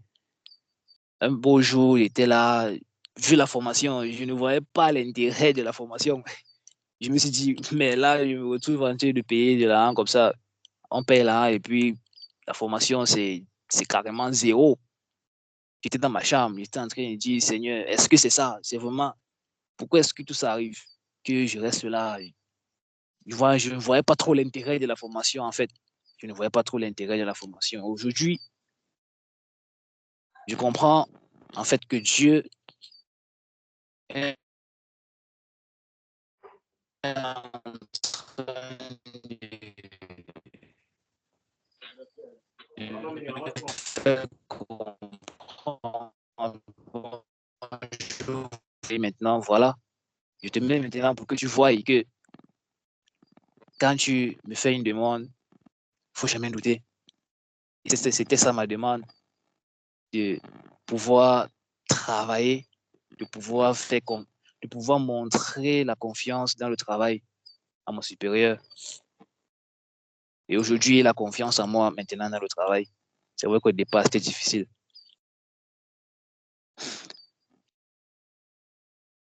Bon, c'est tout. Merci. Je veux aussi Merci. Vas-y, vas-y. Pour moi, Dieu est la personne la plus incomprise sur terre parce que connaissant, connaissant tous la nature de Dieu en tant que qu'il est amour, il est bon, tout ça. Mais malgré ça, on comment dire ça? Malgré, malgré toute sa nature qu'il est dans le monde, on perçoit quand même les souffrances, on perçoit le mal en fait. On connaît bien qu'il est amour, mais malgré ça, on perçoit le mal. Bon, il y a aussi ça que beaucoup de personnes ne comprennent pas ça. Et il y a aussi un autre point qui est au niveau de la foi de chacun d'entre nous. Tu vois, une personne te dit peut-être, j'ai une relation d'intimité avec Dieu. Quand il parle, je l'entends quand il parle. Quand je demande ceci, il me donne, il est toujours à mon écoute. Je cause avec lui, tout ça. Par contre, il y a une autre personne, il ne sait rien de tout ce que tu dis là-bas. En fait, il ne ressent pas cette expérience personnelle que toi, tu as. Bon, il me dit aussi que ces deux cas, ça fait aussi en sorte que Dieu reste une personne vraiment incomprise sur terre.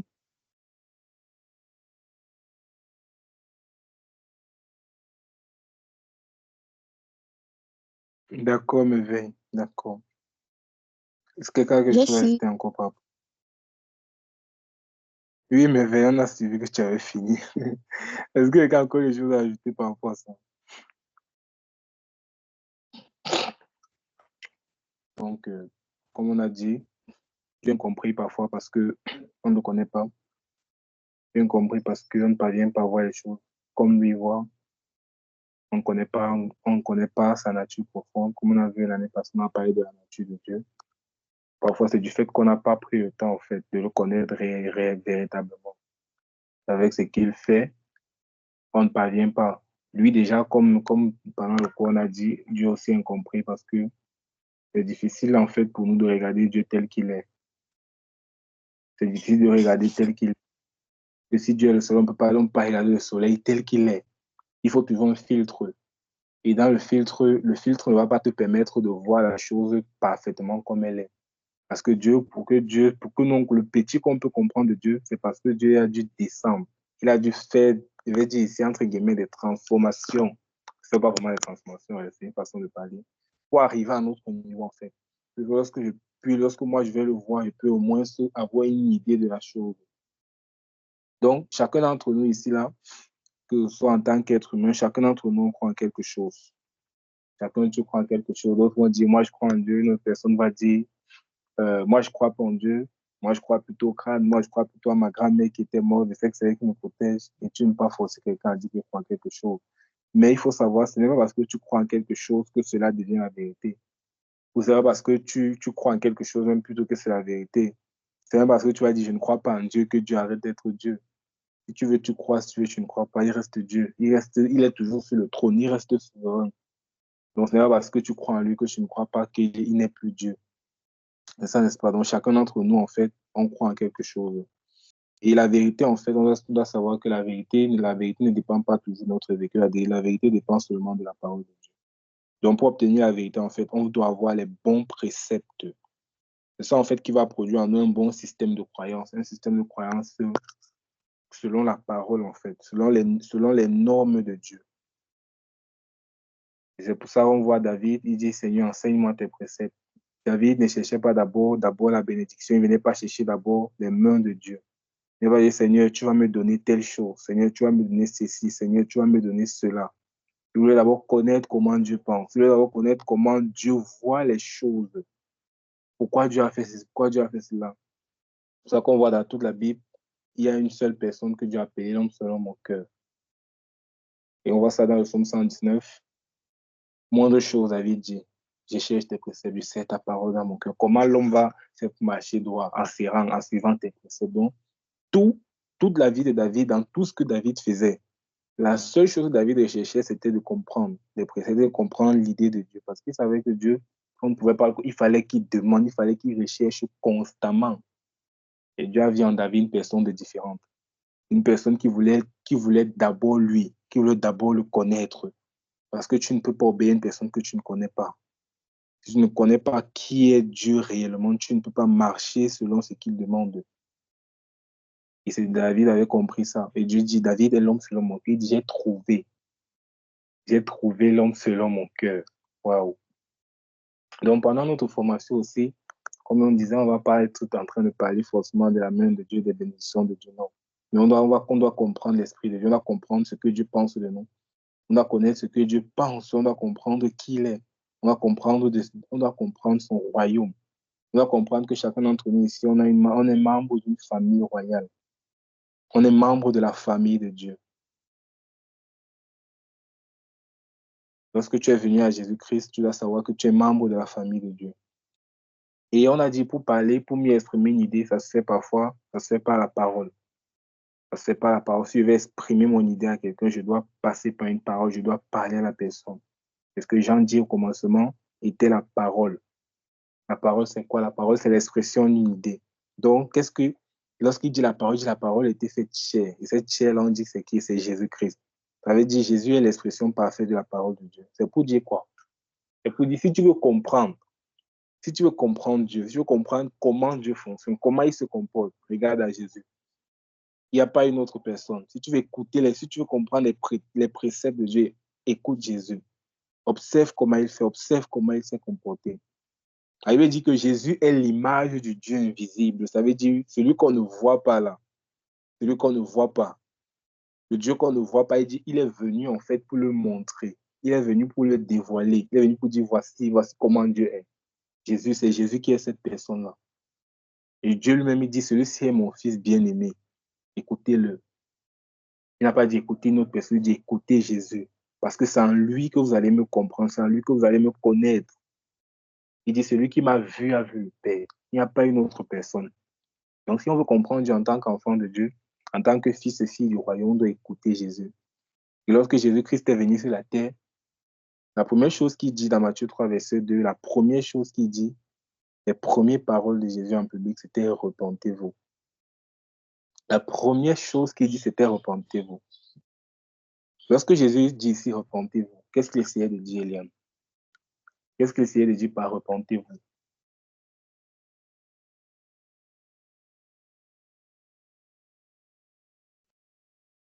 Allô? Oui, tata, rien. En nous demandant de nous repentir, il voulait que nous puissions changer notre façon de penser. Justement. S'il vous plaît, peut-être maintenant qu'on va faire quoi, on va activer nos caméras et nos micros. Est-ce qu'il y en a encore avec nous? Romina, est-ce que tu es là? Chloé, est-ce que tu es là?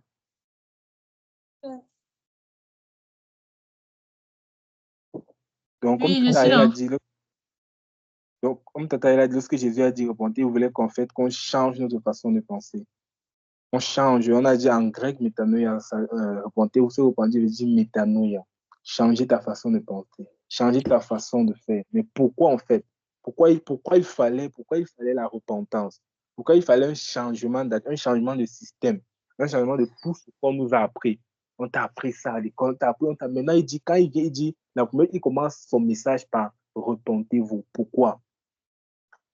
Pourquoi Jésus dit repentez-vous? Émerveille. Pourquoi il dit changez votre manière de faire? Pourquoi il commence son message par ça?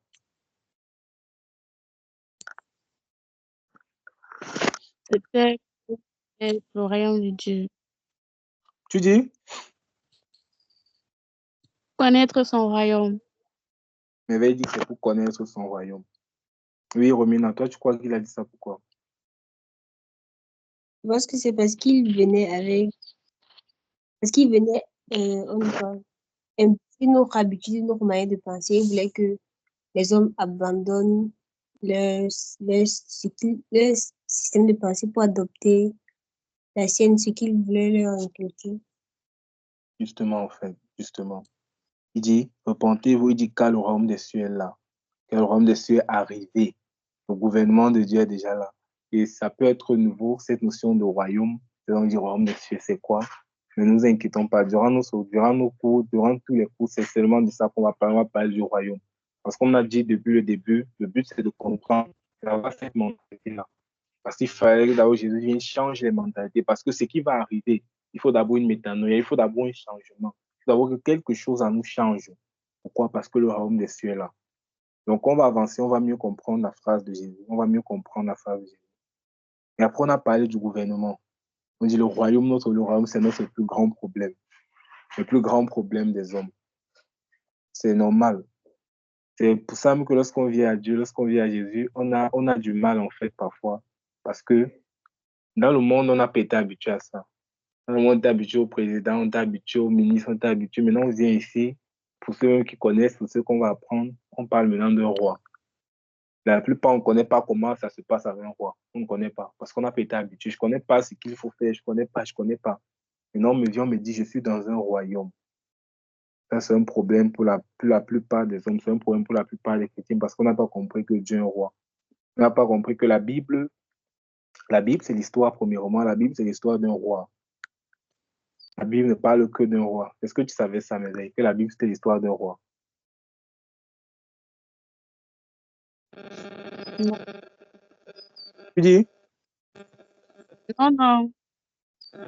Ok, mais je ne savais pas. Mais nous sommes encore à l'introduction. Tous les thèmes qu'on va dire, ne vous inquiétez pas, non, si je ne comprends pas, non, on va comprendre. On va comprendre. Pourquoi est-ce qu'on dit que la Bible, c'est l'histoire d'un roi? Pourquoi est-ce qu'on dit que la Bible, c'est l'histoire d'une famille royale? La Bible, c'est l'histoire d'un royaume perdu et retrouvé. La Bible, c'est l'histoire d'un roi qui cherche à étendre son royaume. Et quand on va comprendre ça, on va mieux comprendre en fait que chacun d'entre nous, il fait partie d'un royaume. C'est pour ça qu'on dit qu'on est une famille. Nous sommes les filles et les fils du royaume. Nous sommes les filles et les fils du roi, pas les filles et les fils du président. Et tu ne peux pas appartenir à un royaume si tu ne connais même pas. Jésus a dit, le royaume des cieux est là. Le royaume des cieux est arrivé. Quel royaume? Il faut comprendre maintenant le royaume là. Il faut comprendre ses principes, il faut comprendre comment le royaume là fonctionne. Donc, ça ne sera pas fait parfois pour certaines personnes parce que dans notre éducation, il n'y a pas l'espace d'un roi. Maintenant, on vient, on lit une Bible seulement de ça. La Bible parle seulement du roi, seulement du royaume. Ça fait maintenant qu'on a un système de pensée qui a été contaminé, un système de pensée qui a été changé. Nos croyances ne sont pas comme les croyances de la Bible. Et pour maintenant nous conformer à ça, pour entrer dans ça, il faut un renouvellement total. Il faut une métanoïa. Donc, je prie vraiment que chacun d'entre nous, durant en fait ce parcours, durant ce temps d'enseignement, se dispose à comprendre. Parce que le Seigneur a prévu quelque chose pour chacun d'entre nous. Le Seigneur a prévu qu'on passe à un autre niveau de compréhension, qu'on passe à un renouvellement total de notre système de pensée. Parce que la plupart, ce qu'on fait, ce qu'on vit, c'est seulement à cause de nos pensées, à cause de rien d'autre. Nos pensées parfois qui déterminent notre quotidien de chaque jour. C'est nos pensées. Qu'est-ce qui est dans ta pensée? Qu'est-ce qui est en toi? Qu'est-ce qui est en toi? Jésus, il sait ça. Et quand il vient dans la vie de quelqu'un, quand il vient dans la vie d'un homme, il dit non, il faut d'abord que tu changes ta manière de penser. Il faut que tu changes ta manière de voir, ta manière de me voir, ta manière de me comprendre. Donc, durant notre formation encore, on a dit on va se concentrer sur l'Esprit de Dieu. On va se concentrer sur la pensée de Dieu. On va se concentrer sur la Bible. Qu'est-ce que la on va se concentrer sur ce genre de choses. Donc, que chacun, en fait, soit disposé. Chacun soit disposé. Je ne sais pas si quelqu'un a une question par rapport au cours de ce soir. Est-ce qu'il y a une question par rapport au cours de ce soir?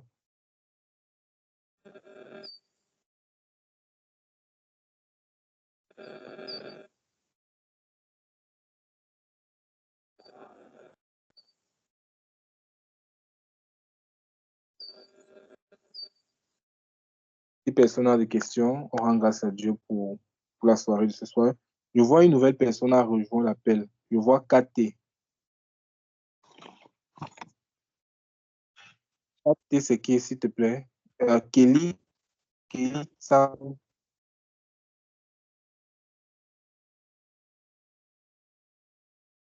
Oui, Chloé, vas-y, Chloé. J'ai une question. Je n'avais pas bien compris la phase où on parlait des idées, préceptes, concepts et mots.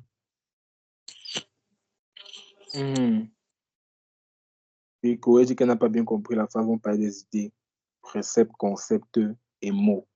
C'est ça, n'est-ce pas? Oui. On dit que pour commencer, avant de créer quelque chose, ou même, vous voyez, même laisser d'abord la réflexion, avant de parler, par exemple, avec Chloé, que tu veux dire quelque chose, finalement, c'est un truc que tu as d'abord pensé. C'est un truc que en toi, d'abord, tu as pensé à la chose, n'est-ce pas? Et après avoir pensé à la chose, parfois, tu peux te dire, est-ce que c'est nécessaire de dire? Tu vas commencer à refouler ça en toi. Et pas, on va pas laisser les personnes réfléchir, pas les personnes qui sont seulement pressées de bombarder ce qu'elles ont à dire. Parfois, tu vas commencer à refouler ça en toi. Est-ce que je dois parler? Est-ce que je dois dire? Tu vas commencer à analyser ton idée pour voir si ton idée est digne si ce que tu as pensé est digne de sortir. Lorsque tu es au niveau là, en fait, tu es au niveau du précepte. Et tu as déjà accepté l'idée. Maintenant, tu es en train de voir si tu veux développer l'idée. Maintenant, lorsque ton idée est déjà acceptée, ça veut dire que ton précepte, on parle maintenant ici, quand ton idée est déjà acceptée par ton esprit, on va parler ici d'un concept. C'est un peu comme pour ceux qui font à l'école, je ne sais pas, ceux qui font Bon, on va parler des ingénieurs de façon générale, génie mécanique, autre même génie civil. Avant de fabriquer quelque chose, ils vont d'abord penser. Ou encore, avant de venir présenter leur projet à leur supérieur, ils pensent d'abord. Ils vont d'abord s'asseoir, ils vont penser. Et quand ils vont penser, ils vont essayer de voir la faisabilité. Est-ce que c'est faisable? Je ne sais pas si on se comprend, Chloé. Ils ont d'abord l'idée, après ils vont étudier la faisabilité. De l'étape de l'idée à la faisabilité, c'est là qu'on va appeler ça devient un précepte en fait. C'est là on va parler d'un précepte. Et maintenant, lorsqu'on quitte de l'étape du précepte, on veut matérialiser la chose. Parce que le précepte, c'est une idée que tu as déjà acceptée.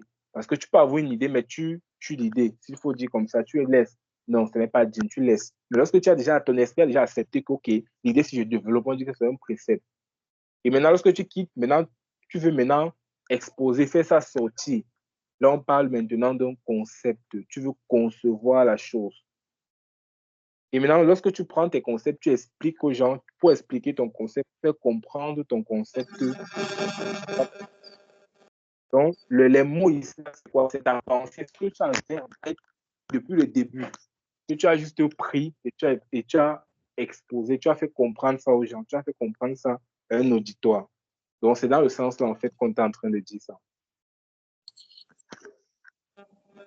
Je ne sais pas si j'ai pu répondre à la question de Chloé. Oui, j'ai bien compris, merci.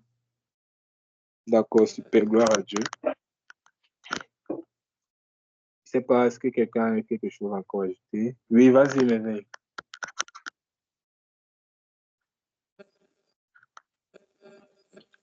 Oui, je veux comprendre un truc. On a dit d'un coup que lors de notre cours, je ne sais pas trop, nous serons préoccupés sur les idées et les pensées de Dieu.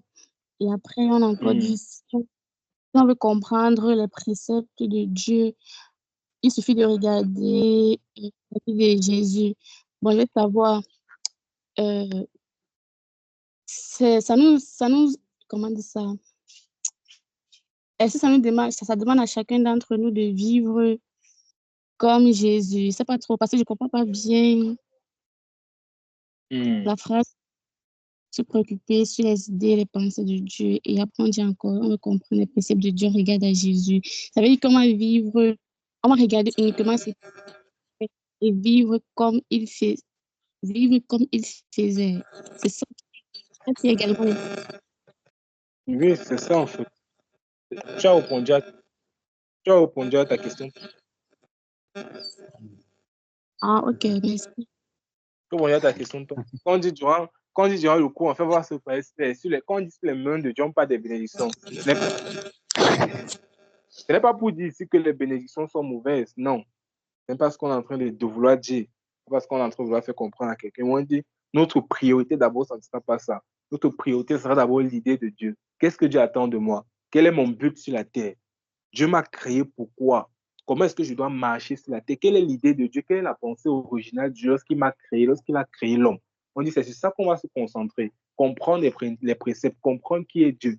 Et on dit le meilleur moyen de comprendre qui est Dieu, c'est de comprendre comment Dieu s'est manifesté. Il s'est manifesté à une personne. Et cette personne appelle comment Jésus-Christ. Donc c'est à lui qu'on doit regarder. On dit on doit l'observer, on doit l'écouter. N'oublions pas ce que Paul a dit. Paul a dit, soyez mes imitateurs comme je le suis de Christ.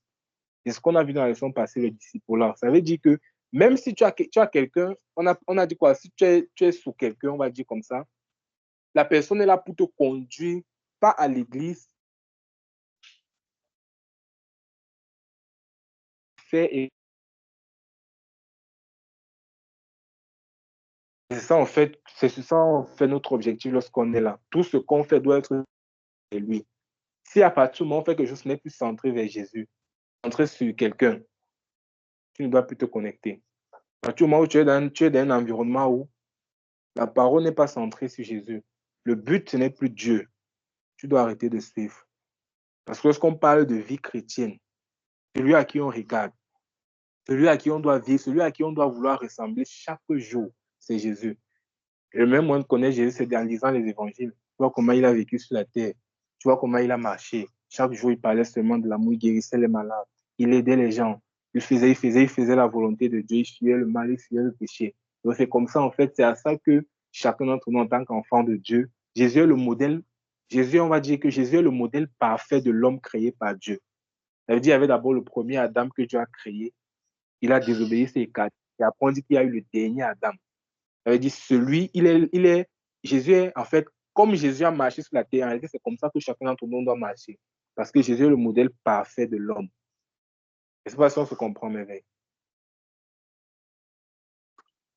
Oui, oui. Est-ce que quelqu'un, c'est bon, merveille? Oui, c'est bon, merci. Est-ce que quelqu'un d'autre a une question? Ok, s'il n'y a plus de questions, on va prier. Mais s'il vous plaît, j'aimerais savoir, Kelly Sagou, désolé si je prononce mal, c'est qui? Je ne sais pas si c'est Reine. Ton micro est désactivé, tu appuies au milieu. Après la caméra, il y a un endroit, il y a le micro. Tu vas voir la croix rouge, ça, tu cliques. Si tu m'écoutes. Oui, c'est Reine. Ok, d'accord. Bonsoir, Reine. Merci. Bienvenue parmi nous. Merci. Ok, on était déjà à la fin. D'accord, il n'y a pas de souci. D'accord.